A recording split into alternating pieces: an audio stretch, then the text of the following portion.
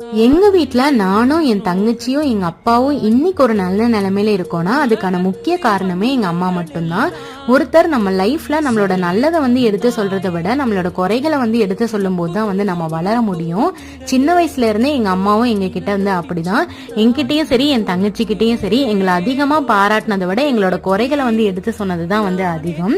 அப்பெல்லாம் எனக்கு ரொம்ப கோபமா வரும். ஆனா நான் அம்மாவானதுக்கு அப்புறம் என் பாப்பாவை நான் பார்க்கும்போது தான் அது எவ்வளவு பெரிய விஷயம் அப்படின்றதையே நான் புரிஞ்சுக்கிட்டேன்.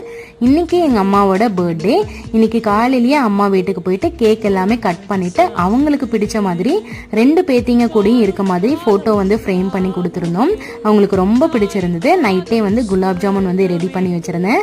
அதையும் எடுத்துட்டு போயிருந்தேன். கூடவே சிக்கன் பிரியாணியும் வாங்கிட்டு போயிருந்தேன். இன்னைக்கு செவ்வாய்க்கிழமை அப்படின்றதுனால பிரியாணி சாப்பிட மாட்டேன்னு சொல்லிட்டாங்க. ஸோ குலாப் ஜாமுன் மட்டும் சாப்பிட்டாங்க. அவ்வளோதான். இன்னைக்கு டே சூப்பரா போச்சு. Bye friends.